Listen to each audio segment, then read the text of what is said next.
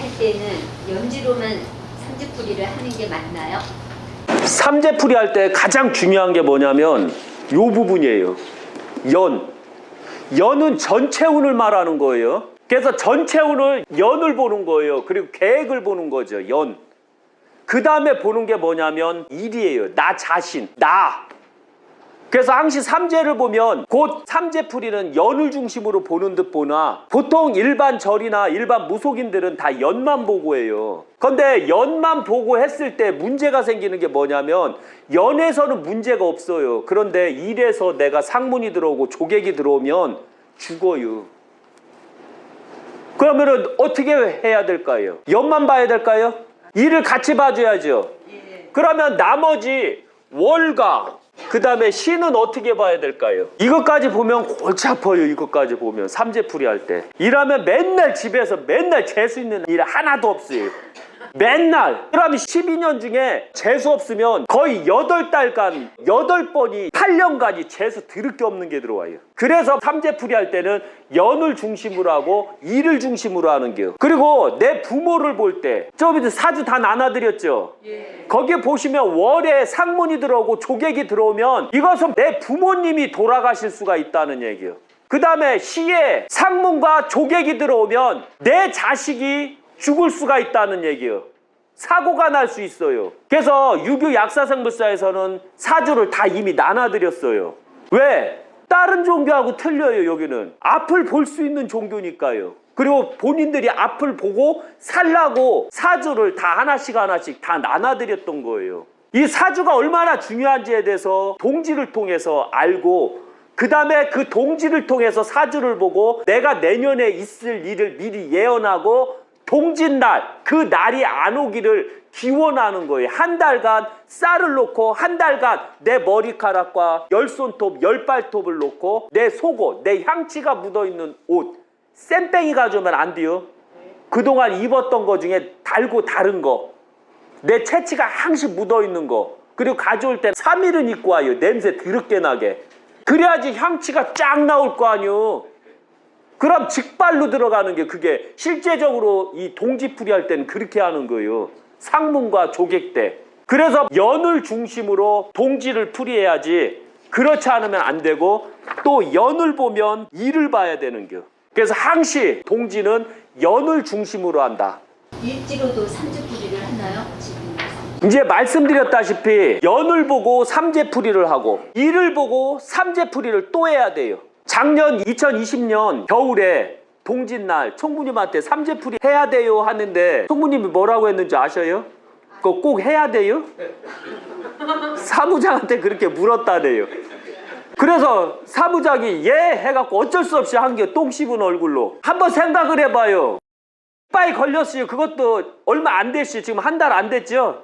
그때 어떻게 됐냐면 요 아래를 만지니까 뜨겁더라고요. 근데 요 위를 만지니까 차갑더라고요. 이게 무서운 겨. 지금부터는 이미 만들어진 거 있죠. 발생한 건 아무것도 아니요. 총무님이 걸린 게 더 무섭지. 저기 강원도 보살님이 걸린 게 똑같아요. 또 수원 보살님이 걸린 게 똑같아요. 공통점이 뭐냐면 쏟아내고 감기처럼 요 아래가 뜨거웠고 편도가 차가웠어요. 이게 얼마나 무서운 거냐면 바로 을 만든다는 얘기예요. 그래서 총무님을 어떻게 해요? 집에 못 보내고 여기에서 제가 다 잡아버렸어요. 막 넣고 계속 넣어요. 산삼을 산삼제 해갖고 돈 이빠이 들었어요. 그냥 돈 이빠이 들으신 분이요. 비싼 몸이요. 거의 산삼을 먹이고 녹차를 먹이고 또 코를 또 마늘 넣고 빼내고 3시간에서 4시간 정도 딱 되니까 그제서야 그때까지는 몸이 막 건조해갖고 피부가 건조했어요. 그리고서 이제 가셨어요. 집으로 4시간 만에 그 뚫려갖고 그 다음날 또 오셔서 이제 땀이 터지더라고요. 땀 터지면 사른겨. 강원도 보살님도 그랬고 수원 보살님도 그랬어요. 이게 공통점이었어요. 그래서 땀이 나기 시작하고 3일 만에 가 되셨더라고. 그래서 제가 그랬거든요. 토요일날 이렇게 되면 아버님 묘자리 못 하겠는데요. 그러니까 아버님 묘자리 해달라는 도움으로 3일째 딱 되니까 그래서 이분이 비싼 몸이요. 그래서 2020년 도에 만약에 동지풀이를 안 했으면 어땠을까요? 돌아가셨을 것 같아요. 100%예요. 이분은 꿈이 200년이요. 200년 살기 위해서 진짜 무식한 분이요. 여기 신도들 중에서 최고 무식한 분이요. 200년을 위해서 희생하신 분이요. 왜 제가 이런 얘기를 하냐면 바로 동지요. 그 다음에 또 실제 있었던 일, 제처. 제가 엄연히 들은 분이 많을게요. 제처도 죽음수라고. 저도 죽음수. 제 자식들 다 죽음수였었어요. 5가족이 다 죽음수였어요. 어떤 일이 생길 것 같아요? 다 작살나야죠. 신이라도 봐줄 줄 알았지. 절대 안 봐줘요. 왕건도 봐줬는지 아세요? 안 그래요. 왕건도 다 죽을 고비 3번, 3제 다 넘겼거든요. 신이라고 해서 살고 죽고 없어요. 공자님도 그랬고 석가모니도 죽을 고비가 얼마나 많았었는데요. 가장 석가모니가 보리수에서 딱 앉으면서 얼마나 죽을 고비를 넘겼다고 보세요. 그 삐짝 말라갖고 몰골이 상골돼갖고 해골바가지고 이렇게 남았지요. 이때 죽었을게요. 저혈압으로. 신들도 그 과정에서 죽을 고비를 꼭 넘긴다는 거 잊지 마세요. 삼재가 들어오고 죽음, 그때는 저는 삼재는 아니었지만 제처도 삼재는 아니에요. 이번에요. 그런데 상문과 조객이 들어오면 죽음이 들어오는겨. 상문과 조객이 들어오면 죽음이라 어쩔 수가 없어요. 그래서 항시 아셔야 되지만 사주에서 깜찍 가고 하면 우리가 보통 원진쌀만 그렇게 외치는겨. 그런데 지금 유교 약사생부사 신도들은 앞으로 원진쌀은 보지 마세요. 아무것도 아니에요. 집불도 아니에요. 그럼 어떤 쌀을 가장 무섭게 봐야 될까요? 가장 아셔야 되지만 결혼도 해서도 안 되는 쌀이요. 결혼도 해서도 안 돼요. 이 상문쌀이 들어오고 이 조객쌀이 들어오면 인생 끝난겨. 왜? 살아남는 방법이 뭐가 있죠? 첫째가 떨어져야 되고 이혼해야 되고 돈 나가야 되고 죽어야 되고. 특히 2021년 제가 신의 년생인데 돼지띠들하고 토끼들이 많이 죽었어요. 그럼 제가 또 예언하죠. 2021년, 2022년에는 어떤 띠가 가장 많이 죽을까요? 2022년이 되면 이렇게 들어오는 거예요. 쥐띠, 용띠, 원숭이띠. 근데 여기서 보면 쥐띠가 상문이 돼요. 그 다음에 용띠가 조객이 되는 거예요. 근데 이때 재수 들을 게 없는 게 뭐냐면 삼재가 들어올 때 상문과 조객이 들어오면 완벽하게 그냥 끝장이요. 이걸 명심 또 명심하셔야 돼. 그때 상문과 조객이 연지와 일지에 들어오면 미리 저한테 나갈 돈 갖다 주세요. 그리고 손 빨고 사세요. 이해 가시겠죠? 이게 들어오면 쥐띠하고 용띠들은 2022년에는 사업도 하면 안 되고 주식을 투자해도 안 되고 뭘 투자하면 안 돼요.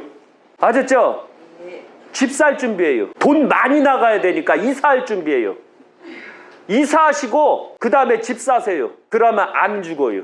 이걸 명심 또 명심하셔요. 왜? 집을 안 사더라도 돈을 안 쓰더라도 어쩔 수 없이 2021년 약사생불 공태건처럼 돈을 안 써도 돈 나갈 일이 이빠이 많아진다는 거 잊지 마세요. 이게 우연이 아니에요. 우연이라는 것은 일반 점치는 데서 하는 거고 유교 약사생불사는 이미 제가 다 예언을 해버리잖아요.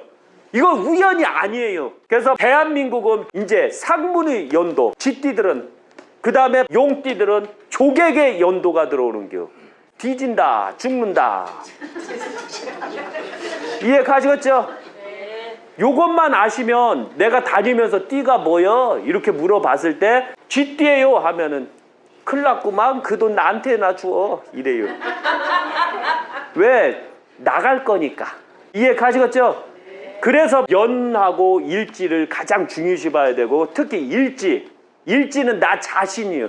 그래서 나 자신이기 때문에 어떤 면으로서는 가장 무서운 거라고 보시면 돼요. 믿거나 말거나지만 실제 얼마나 중요한 정보예요. 왜? 내가 절을 운영하면서 내가 무속을 하면서 이런 걸 모르거든요. 그리고 심지어는 일부 절에서 또 일부 무속인들조차도 제 걸 쫓아하고 있어요. 이제 왜?